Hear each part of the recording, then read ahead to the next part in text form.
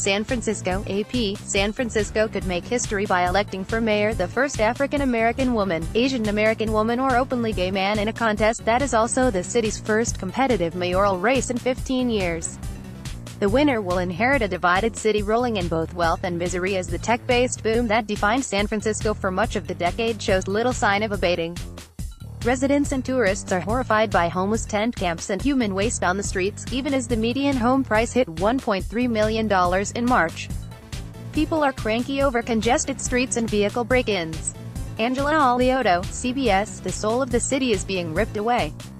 San Francisco's a jewel, we're an icon and we're just being torn apart because everybody hates everybody, said Angela Alioto, a former San Francisco supervisor and daughter of a former mayor who is also running for mayor. The last time San Francisco had a mayor's race without an incumbent was in 2003, and once again, the contest is a battle between so-called progressives and moderates over issues of development, homelessness and quality of life. The leading candidates in this year's race have compelling life stories. Acting San Francisco Mayor London Breed holds back tears during a celebration of life service held for the late San Francisco Mayor Ed Lee on December 17, 2017 in San Francisco, California. Justin Sullivan, Getty Images. London Breed, 43, is a native San Franciscan and African-American who overcame a rough childhood to become president of the Board of Supervisors. Supervisor Jane Kim, 40, is the daughter of Korean immigrants and would be the first Asian American woman elected mayor of San Francisco. And former state Sen. Mark Leno, 66, who moved to San Francisco in the disco 70s, as part of an influx of gay newcomers, could be the city's first openly gay mayor, 4 decades after Harvey Milk made LGBT history by winning a supervisor's seat. Milk and then-Mayor George Moscone were assassinated in 1978. SF mayoral candidate Mark Leno, CBS, in San Francisco, just about everyone who holds political power is a liberal Democrat. They agree on minority rights, sanctuary for people in the country illegally, and better benefits for hourly workers, but moderates are considered friendlier to corporate interests. Both Kim and Leno have positioned themselves as the progressive alternative to Breed, who is endorsed by former Mayor Willie Brown, a formidable power broker who pushed the candidacies of former Mayor Ed Lee and before him, Democratic businessman Gavin Newsom in 2003. Kim says electing Breed would continue the city down the same path. Supervisor Jane Kim waves to the crowd on Market Street during the Chinese New Year Parade 2018. Yishuan Sao, Ner photo via Getty Images. We have the fastest growing income gap between the rich and the poor. We have a shrinking middle class and we are increasingly becoming a city of the rich, the very rich and the very poor, she said. Leno says the status quo has been around for decades and it's time for some fresh eyes, a new perspective and a new energy.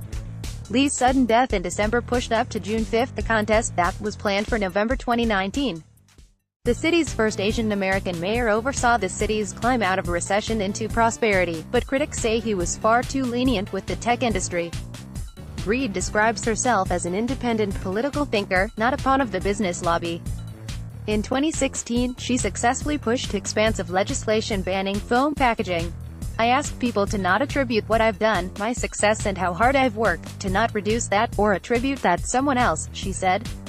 A former art complex executive director raised by her grandmother in public housing in the Western Addition neighborhood, Breed is heralded as a success story among the city's dwindling black population.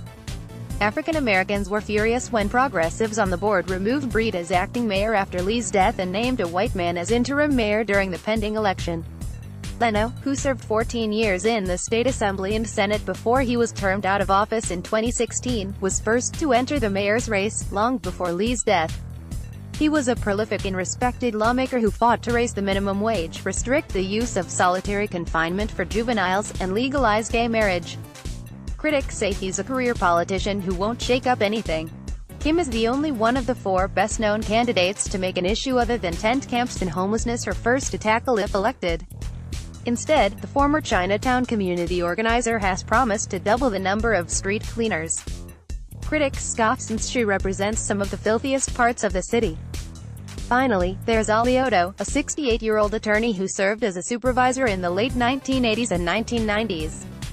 Her father, Joe, was mayor from 1968 to 1976.